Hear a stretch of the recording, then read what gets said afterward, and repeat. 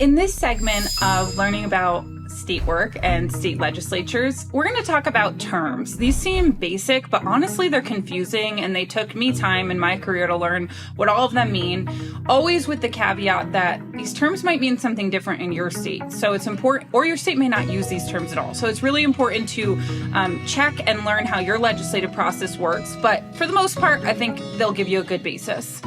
Let's start with the basics. Session convenes. That means session has started. Session is your legislative session. It just means that the legislative process is open and ready to start accepting bills being voted, that the bills can be voted on, that they can move through the legislative process. So that is the legislative session.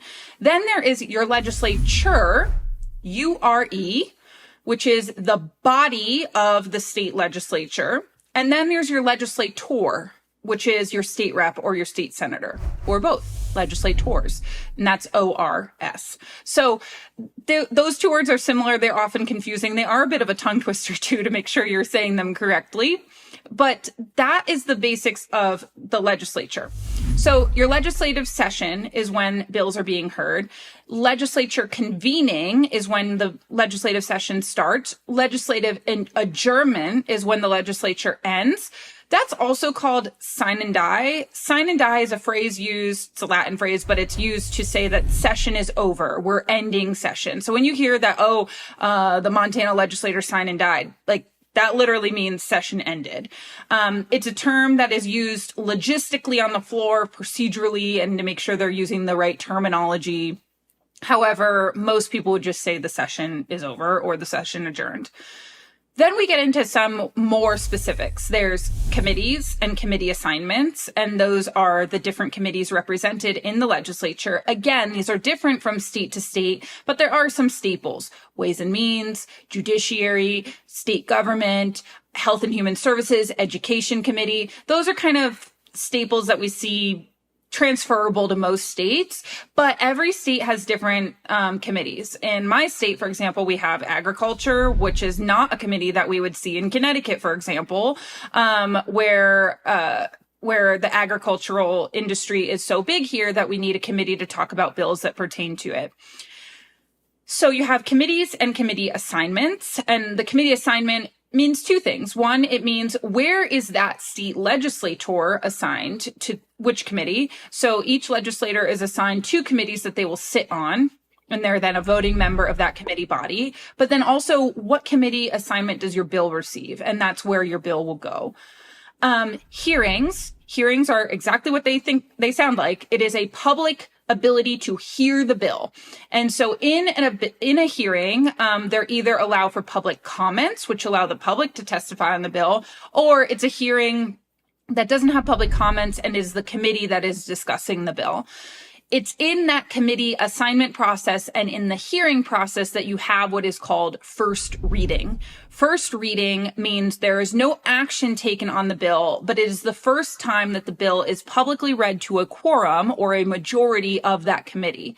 So first reading is one process in the legislative process. Almost always happens in committee, and there has to be enough quorum, so a majority of the committee present in order to execute first hearing. It's an important step because it allows your bill to move through the process.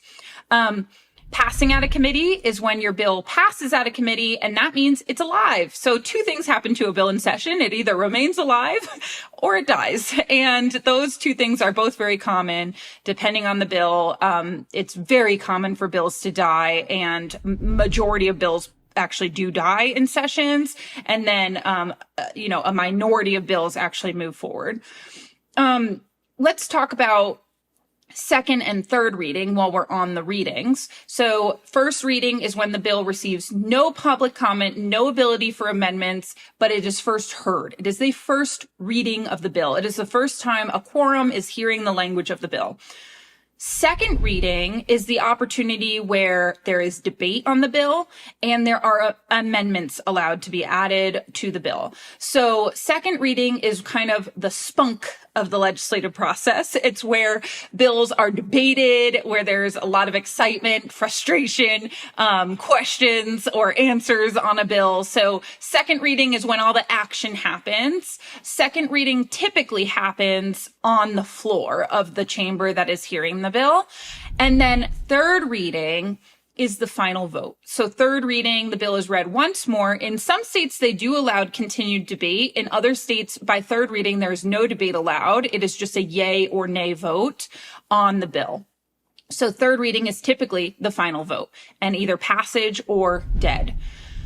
Transmittal deadline is when a bill passes and it is then going to the governor's desk, and then the governor's signature is added to that bill to make it law. We just talked about that. And then, of course, another term is veto. A veto can happen in that right after transmittal, in the process where the governor decides he does not want this bill to become law, or he or she does not want this bill to become law and decides to veto the bill.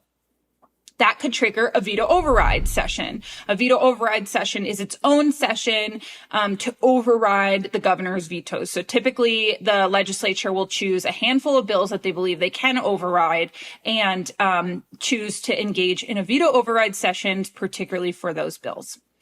Then there's some other less common terms that can happen, and they're important to know. One of them has become very popular right now as a state legislator in Maine has spoken up about men competing in women's sports. This triggered the Speaker of the House to censure her. It's censure, S-U-R-E, not censor, like, however, the person is censored, right? So it is a censorship of speech, but censure is an actual legislative process to prevent a member from voting. So they lose all voting rights, and they also are not allowed to speak in that chamber. So in the case of Representative Laurel Libby, a state representative from Maine, who said it was unfair for a man to be competing in women's sports in Maine, the Speaker of the House censured her, and she received enough votes to make her censure go into effect, which means she has no voting rights and she cannot speak on the House floor. Censure is not a good thing. You don't want to be doing that in the legislature. You also don't want to be censured. In some cases, I'm sure it's fair, but in most cases, what it's really doing is removing the ability for that elected member to speak by another elected member choosing to do that. And so, it's removing the freedom of speech for that person. Sometimes censure can be a temporary thing, like they're being bombastic that day and they're censured from the chamber that day, but then it's out of effect. But in most cases, it's typically done when they're trying to keep that person silent for a while. It doesn't prevent them from going to the media or doing anything outside. You'll often see when somebody's censured that there's news cameras right outside the chamber where they say everything they want to say about the bill or what's happening, right outside to the media. However, they're not allowed to speak in the chamber. Other than that, those are the main words that are used in the legislative process that are important to know. I guess the only other word would be concurrence, which we talked a little bit about, and that is when something changes in the bill after it's already passed one house. So once it passes the second house, it has to go back to the house of origin for concurrence on the bill. And there is a mediation process here if the two chambers don't align. Rather than killing the bill, which is an outcome that can happen if concurrence is not met, the bill will die. So it's important that people, there's like a mediation process essentially that if they aren't agreeing, they can debate. Sometimes this is an elected board of, whoever each chamber decides can be the mediators to represent. And even in some cases, a person from the governor's team is also there. But in most cases, this is a very common procedural thing that happens when a bill is amended and it's a quick concurrence process and the House votes on it. And it's a procedural thing that probably takes 30 seconds on the agenda. And that brings us to agenda. Agenda is exactly what it sounds like it is. It is an agenda of bills that are going to be taken up that day in the legislature, depending on which chamber. Agendas can always change. There's an agenda for committee. There's an agenda for the floor. And so often you'll hear the term, the bill has been agenda'd. And that just means that the bill has been added to an agenda, either in committee or on the floor.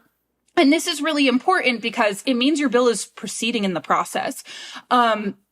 Numerous bills, I would be interested in a statistic, but I don't have it for you, die at introduction. So they are introduced and they never see the light of day after that. They're never assigned to a committee. They are not agenda'd. They never receive a floor vote, etc. So they are just dead. And so that is another part of the legislative process that can happen. It's why it's important to know this terminology so that you, as you follow a bill, you can be sure you know what's happening with that bill. The only other term, which is not a part of the legislative process, but it is a part of making laws, is executive order. Executive orders can be issued only by the governor, and they are exactly what they sound like it is. It is an executive action at the executive level. The governor is the executor of the state, and it is an order. Typically, executive orders actually do make law. However, they only remain in most cases, they only remain law until the next person comes in and typically undoes them. Or what is most important is if it's a good law, and this has happened again to our bills, so I can use that as an example. In Oklahoma, for example, Governor Stitt, the governor of Oklahoma, took executive action to define male and female terms in law in 2023. He did that, and then the next year, the legislature passed those definitions into law, for example, through a bill. And so now those definitions are fully codified. So what executive action can't do is codify legislation or codify laws. It is simply creating a law, but that means it's temporary. It can be undone. Where codification makes it permanent, of course, laws can always be undone again through the legislature.